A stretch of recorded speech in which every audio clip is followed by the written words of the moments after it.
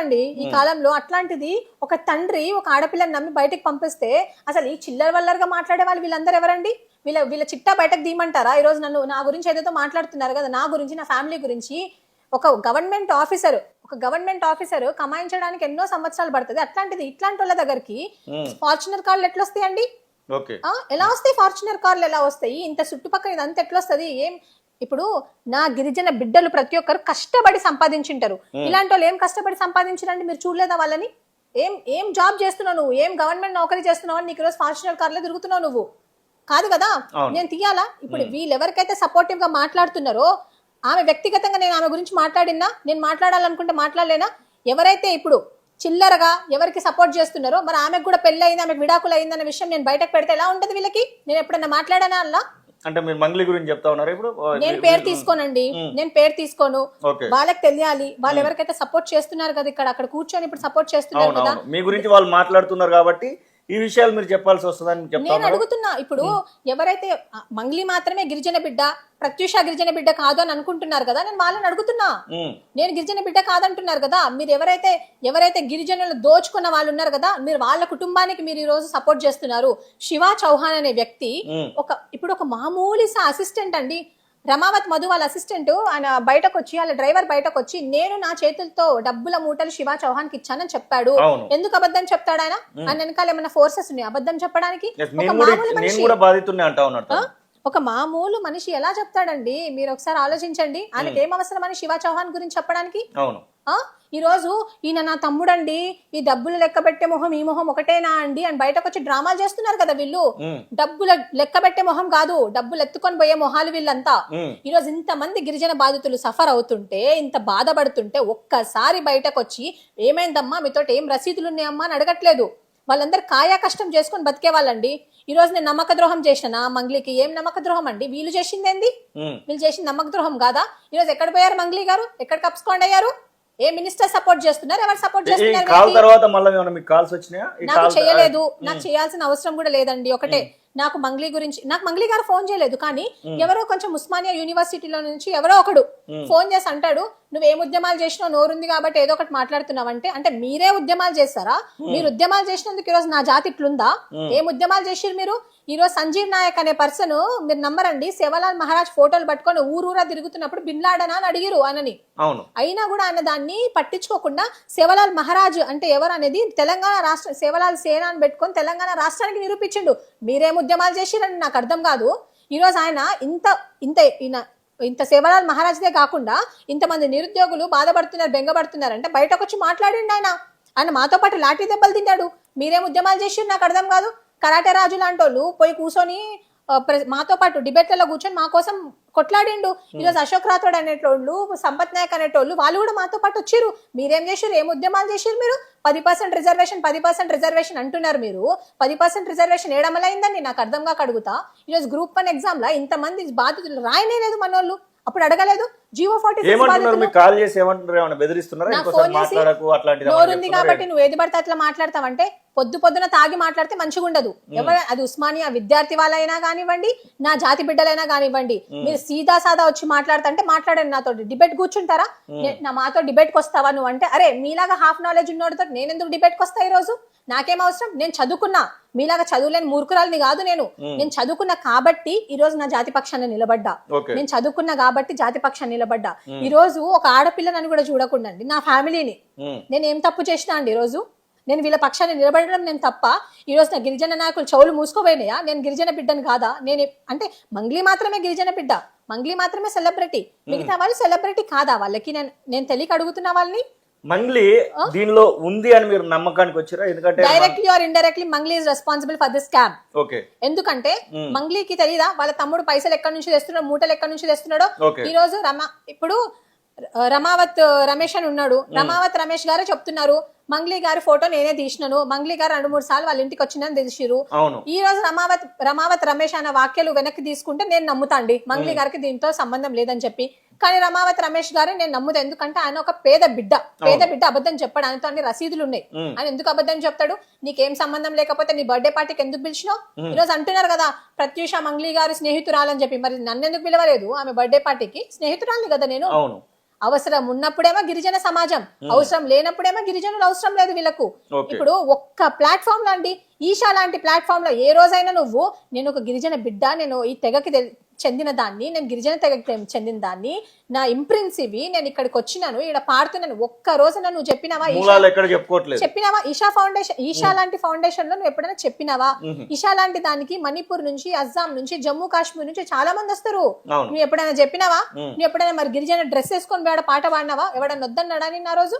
Yes, మీరు తిరుమలేష్ గురించి మీతో మాట్లాడింది. అవును. వాడెవడో గద్వాలోడు, అవును, దొంగనా కొడుకు అని మాట్లాడింది. అవును. తిరుమలేష్ తోని మీ గతంలో ఎప్పుడైనా లేదండి. మాట్లాడుకోవడం ఎట్లాంటిది ఏమన్నా ఉందా? లేదు. ఆ తర్వాత ఎప్పుడైనా మాట్లాడిరా తిరుమలేష్? నేను తిరుమలేష్ గారితో సీరియస్ గా చెప్తున్నా, నాకు ఆయనకు ఇది వరకు పరిచయం లేదు. Okay. ఈ మొత్తం ఎపిసోడ్ అయిపోయినాక ఆ రోజు తర్వాత నాకు తిరుమలేష్ గారు ఫోన్ చేసిన విషయం వాస్తవమే. Okay. ఆ రోజు కూడా అన్న నాతో ఏం మాట్లాడలేదు, అమ్మ నేనే ఆ పర్సన్, నన్నే అన్నారు, బాధితుల పక్షాన నేను నిలబడ్డానంటే నేను అన్న చాలా సంతోషం అన్నాను. ఈ రోజు కూడా నేను అదే చెప్తా. ఈ రోజు నువ్వు ముక్కు నేలకి రాయి, నువ్వు గిరిజనులు ఏమో అన్నావంట అంటే, అరే నీకు లంబాడి భాష ఒకటే వస్తుందా? తెలుగు భాష రాదా? ఆ లంబడి భాష కూడా సరిగ్గా వస్తలేదు నీకు. ఇప్పుడు నీకు తెలుగు వస్తుందా రాదా అడుగుతున్నా నేను. ఇంగ్లీష్ హిందీ పక్కన పెట్టండి, తెలుగు వస్తుందా రాదా నీకు? నేను ఏమన్నాను, ఎవరైతే గిరిజనులు మంగ్లీ పక్షాన్ని తీసుకొని బాధితులకు అన్యాయం చేస్తున్నారో నేను వాళ్ళని నా జాతి నుంచి బైకాట్ చేయమని అన్నాను. నువ్వెందుకు గుమ్మడికాయ దొంగేవాడంటే భుజాలు తడుపుకున్నట్టు నన్నదాన్ని ఎందుకు ప్రెస్ మీట్లు పెడుతున్నావు? నువ్వు నీకు చేతనైతే నువ్వు రా డిబేట్ కి, నా దగ్గరికి రా, నేను మాట్లాడతా. చేతనైతే నువ్వు నా ఫ్యామిలీ దాకా ఎందుకు పోతున్నావు? నా ఇష్టం బై, నువ్వు అంత చేసుకున్నావు, ఇది చేసుకున్నావు. అసలు ఎవరండి నాకు అర్థం కాదు. అడ్డం మీద కూలీలను నేను ఎవరినన్నా నేను?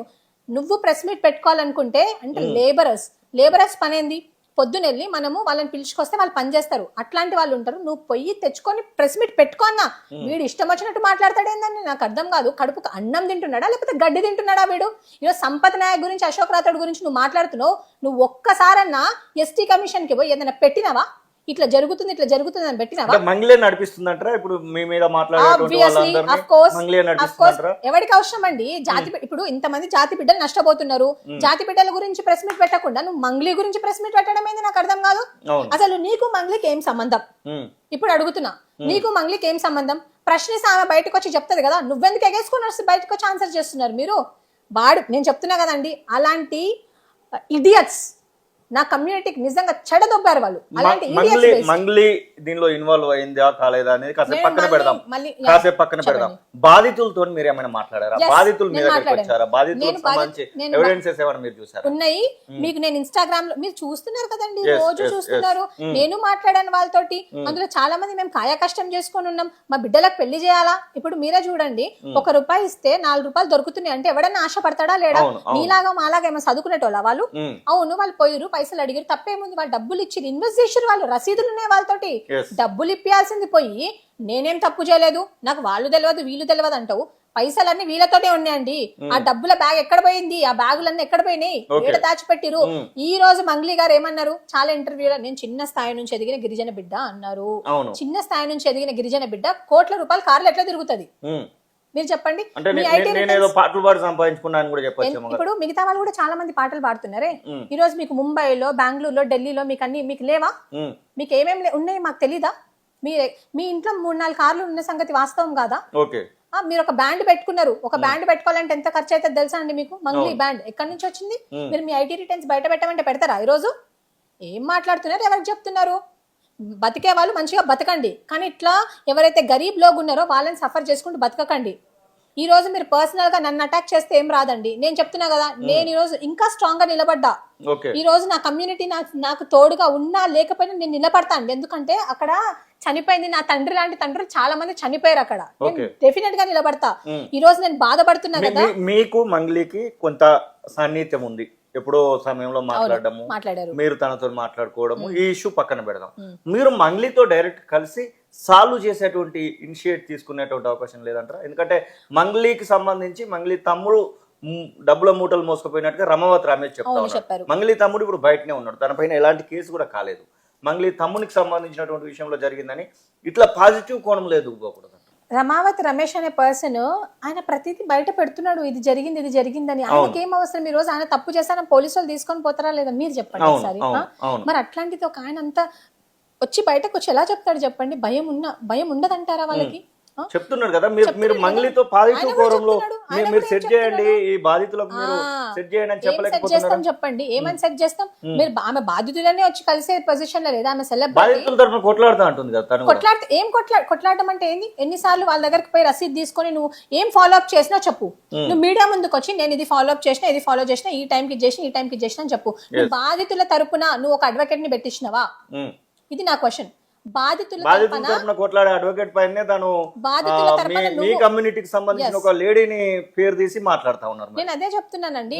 వాళ్ళ గురించి వీళ్ళ గురించి ఎందుకు? నీ గురించి మాట్లాడు. నీ కుటుంబం సఫర్ అవుతుంది, నీ కుటుంబం బాధపడుతుందని చెప్పి నువ్వు మందికి పైసలు ఇచ్చి వేరే మాట్లాడే వాళ్ళ కుటుంబాన్ని టార్గెట్ చేస్తావా? ఇదా నీ నైతికత? ఇదా నీ నీతి? ఇదా నీకు జాతి నేర్పించిన నీతి? ఇదా? ఏం మాట్లాడతారండి? నేను ఒకటే అడుగుతున్నాను. నేను ఇప్పుడు కూడా ఒకటే రిక్వెస్ట్ చేస్తున్నాను. ఎవరైతే బాధితులు ఉన్నారో ఒక అడ్వకేట్ ని పెట్టు, ఒక ఫాస్ట్ ట్రాక్ కోర్ట్ ని ఏదో ఎస్టాబ్లిష్ చేయండి.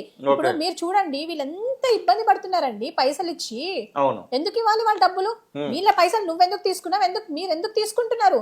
ఈ రోజు మంగ్లీ గారు చేయలేదని డీసీపీ గారు చెప్పారు అని అంటున్నారు. మంగ్లీ గారు ఎక్కడ దీంట్లో అఫిలియేషన్ లేరు అని మొత్తం క్లారిటీగా వాళ్ళేం ఇవ్వలేదండి. ఎక్కడ ఇవ్వలేదు. నేరం చేశారని ప్రూవ్ అయిన రోజు శిక్షిస్తారు అని అంటున్నారు. నేను నేరం చేశారని కూడా ఆమె అనట్లేదు. మీ తమ్ముడి మీద ఇలాంటి ఆరోపణలు వస్తున్నాయి, అది నిజమైతే డబ్బులు వాళ్ళకి వాపస్ ఇవ్వండి అని అడుగుతున్నాము. మీ తమ్ముడైతే ఏంటి, మీరైతే ఏంటి? మీకు తెలియదా మీరు తమ్ముడు మీ కింద ఏం చేస్తున్నాడు అనేది తెలిసి ఉంటాయి కదా. అంటే మధు డైరెక్ట్ గా మంగ్లీ చిన్న చెల్లెను పెళ్లి చేసుకుంటాడు, ఎంగేజ్మెంట్ అవుతుంది, అలాంటి వార్తలు కూడా మనం వింటా ఉన్నాం. అంటే ఇంట్లో మనిషి కిందనే కదా ఇప్పుడు ఎవరైతే ఏవను దోషిగా ఉన్నటువంటి